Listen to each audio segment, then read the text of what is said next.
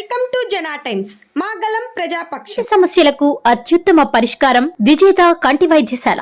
ఆప్థమాలజిస్టుగా సుదీర్ఘ అనుభవం ఉన్న డాక్టర్ వి హజరత్ కుమారి గారి సారథ్యంలో ఎన్నో వేల మందికి కంటి చూపు ప్రసాదించి రోగులకు అత్యాధునిక వైద్యాన్ని అందిస్తున్నారు.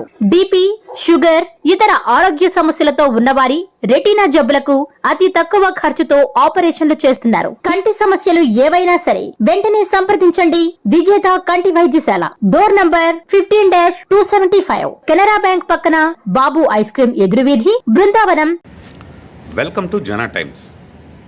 సాక్షాత్తు ఆ తిరుమలేశునికే కోపం వస్తే తప్పు చేసిన వారు ఎవరైనా కూడా శిక్ష అనుభవించక తప్పదని చెప్పి మనం ఖచ్చితంగా చెప్పుకోవచ్చు. లడ్డూ వివాదంలో, తిరుమలేశుని ప్రసాద లడ్డూ వివాదంలో ఇటీవల పంది మాంసం కలిసిందని, చేప నూనె కలిసిందని చెప్పి కొద్దిమంది చెప్పుకొని రావడం అందరికీ తెలిసిన విషయం. దానిపైన భారతదేశ స్థాయిలో చర్చ విపరీతంగా జరుగుతూ ఉంది.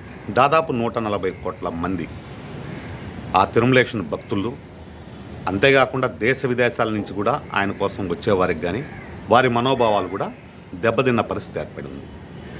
ఇదే క్రమంలో పొరపాటున కానీ తప్పు జరిగి ఉంటే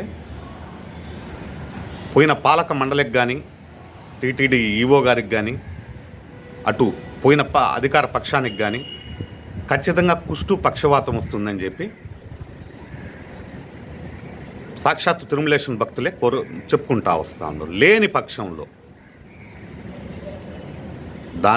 పంది నెయ్యి, చేప నూనె ఎన్ని కలవని పక్షంలో గుడ్డగాల్చి మొహానేసిన వీరికి కూడా ఇటు పక్షవాతం కానీ, కుష్టు కానీ, పక్షవాతం కుష్టుతో పాటు బోనస్గా బోన్ మెరూన్ క్యాన్సర్ కానీ ఖచ్చితంగా వస్తుందని చెప్పి కూడా తిరుమలేశుని భక్తులు కోరుకుంటా ఉన్నారు. దాదాపు 140 కోట్ల మంది పైచిలుకు ఉండే భారతదేశంలో వరల్డ్లోనే ఒక ప్రముఖ దేవస్థానమైన తిరుమల తిరుపతి దేవస్థానానికి రాజకీయాన్ని ఆపోదించడం ఎంతవరకు సబబు అని కూడా కొద్దిమంది భావిస్తూ ఉన్నారు. కొద్దిమంది విశ్లేషకులు అటు వారు ప్రశ్నిస్తూ ఉన్నారు, ఇటు వీరు ప్రశ్నిస్తూ ఉన్నారు. కానీ మధ్యలో దేవుడి పైన గేమ్ ఆడడం అనేది చాలా వరకు చాలా దుర్మార్గమైన చర్య, చాలా నీచమైన చర్యగా ప్రతి ఒక్క పబ్లిక్ భావిస్తూ ఉన్నారు. ఇటీవల పవన్ కళ్యాణ్ గారు కూడా ఒక దీక్ష మొదలుపెట్టారు. ఒకరోజు చేశారు పశ్చాత్తాప దీక్ష అంట. ఒకరోజు చేశారు, రెండో రోజు వీరమల్లు షూటింగ్కి వెళ్ళిపోయారు ఆయన. అటువంటప్పుడు దీక్షలు చేయడం ఎందుకని కూడా ఆంధ్రప్రదేశ్ ప్రజానీకం చాలామంది భావిస్తూ ఉన్నారు. దీక్ష చేసేటప్పుడు పర్ఫెక్ట్ కూర్చొని సిబిఐ ఎంక్వైరీ కోరి దానిపైన నిగ్గు తేల్చి సుప్రీంకోర్టుకు ప్రభుత్వం మీ కూటమి ద్వారానే సుప్రీంకోర్టుకి ఇచ్చేసి ఎవరు తప్పు చేసినా సుప్రీంకోర్టు బలమైన కఠినమైన చర్యలు తీసుకోవాలని చెప్పి అందరూ కోరుకోవాలి. అది కాకుండా రాజకీయ పరంగా వెళ్ళడం ఇది ఎంతవరకు సబబు? సాక్షాత్ ఆ తిరుమలేశునితోనే పెట్టుకున్నారు. ఒకవేళ తప్పు చేస్తుంటే వాళ్లకు కుష్టు పక్షవాతం పక్కా. తప్పు చేయకుండా మీరు కానీ తప్పు చేసి రాజకీయ పరంగా దురుద్దేశంతో కానీ చేసి ఉంటే కుష్టు పక్షవాతంతో పాటు బోన్ మెరూన్ క్యాన్సర్ కూడా మీకు గిఫ్ట్గా సాక్షాత్తు ఆ తిరుమల వెంకటేశ్వర స్వామి మీకు విధిస్తాడని చెప్పి, అంతేకాకుండా మీ భవిష్యత్తులు పతనమైపోతాయని చెప్పి కూడా చాలామంది విశ్లేషకులు భావిస్తూ ఉన్నారు.